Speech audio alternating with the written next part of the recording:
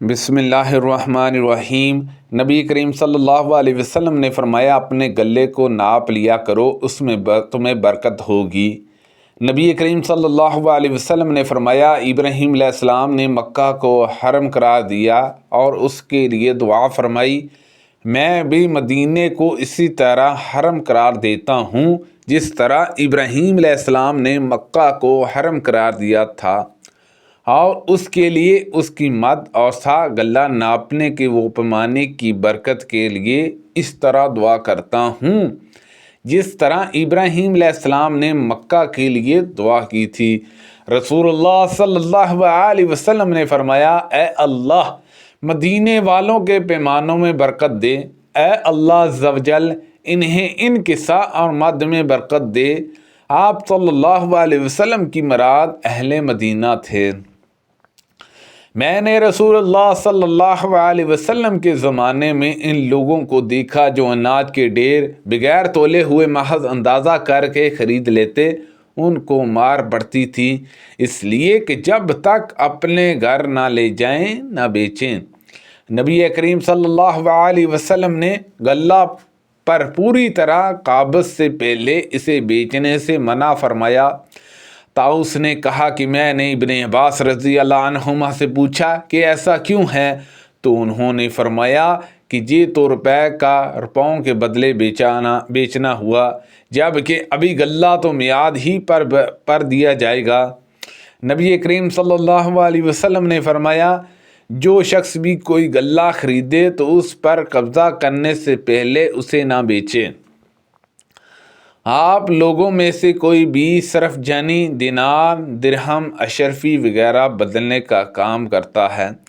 طلحہ نے کہا کہ میں کرتا ہوں، لیکن اس وقت کر سکوں گا جب کہ ہمارا خنساچی غابہ سے آ جائے گا۔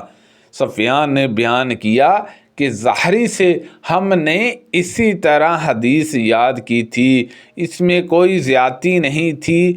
پھر انہوں نے کہا کہ مجھے مالک بن اوس نے خبر دی کہ انہوں نے عمر بن خطاب رضی اللہ عنہ سے سنا، وہ رسول اللہ صلی اللہ علیہ وسلم سے نقل کرتے تھے کہ آپ صلی اللہ علیہ وسلم نے فرمایا، سونا سونے کے بدلے میں خریدنا سودے میں داخل ہے، مگر یہ کہ نقد ہو، گہو کے بدلے میں خریدنا بیچنا سودے میں داخل ہے، مگر یہ کہ نقد ہو، کھجور کے بدلے میں سودا ہے، مگر یہ کہ نقد ہو، اور جو کے بدلے میں سودا ہے، مگر یہ کہ نقد ہو۔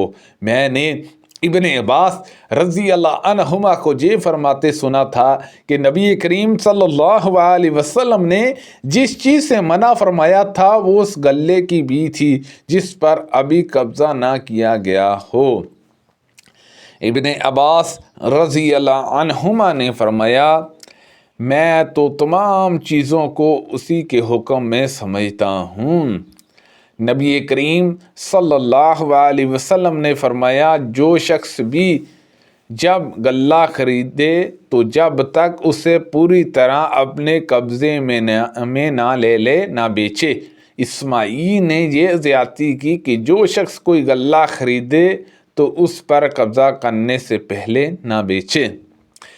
میں نے رسول اللہ صلی اللہ علیہ وسلم کے عہد مبارک میں دیکھا کہ لوگوں کو اس پر تنبیہ کی جاتی جب وہ غلہ کا ڈھیر خرید کر اپنے ٹھکانے پر لانے سے پہلے ہی اس کو بیچ ڈالتے۔ اور ابن عمر رضی اللہ عنہما نے کہا، بی کے وقت جو مال زندہ تھا اور بی میں شریک تھا وہ اگر تلف ہو گیا تو خریدار پر پڑے گا، اس کا تاوان نہ دے گا۔ ایسے دن مکی زندگی میں بہت ہی کم آئے جن میں نبی کریم صلی اللہ علیہ وسلم صبح و شام میں کسی نہ کسی وقت ابو بکر صدیق رضی اللہ عنہ کے گھر تشریف نہ لائے ہوں۔ پھر جب آپ صلی اللہ علیہ وسلم کو مدینے کی طرف ہجرت کی اجازت دی گئی تو ہماری گھبراہٹ کا سبب یہ ہوا کہ آپ معمول کے خلاف اچانک ظہر کے وقت ہمارے گھر تشریف لائے۔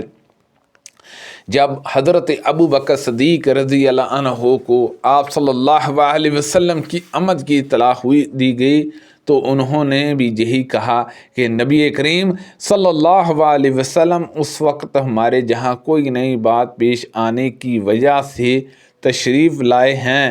جب آپ صلی اللہ علیہ وسلم ابو بکر رضی اللہ عنہ کے پاس پہنچے تو آپ صلی اللہ علیہ وسلم نے فرمایا کہ اس وقت جو لوگ تمہارے پاس ہوں انہیں ہٹا دو۔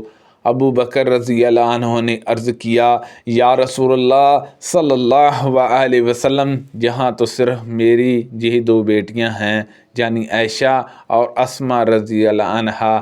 اب آپ نے فرمایا کہ تمہیں معلوم بھی ہے مجھے تو جہاں سے نکلنے کی اجازت مل گئی ہے۔ ابو بکر رضی اللہ عنہ نے عرض کیا میرے پاس 2 اونٹنیاں ہیں جنہیں میں نے نکلنے کے لیے تیار رکھا تھا، آپ ان میں سے ایک لے لیجئے۔ آپ صلی اللہ علیہ وسلم نے فرمایا کہ اچھا، قیمت کے بدلے میں نے ایک اونٹنی لے لی۔ سبحان اللہ عز و جل۔ اللہ پاک سے دعا ہے کہ اللہ پاک ان حدیثوں پر عمل کرنے کی توفیق عطا فرمائے۔ اللہ پاک ہم سب کو صحت و تندرستی عطا فرمائے، آمین، بجاہ النبی الامین صلی اللہ علیہ وسلم۔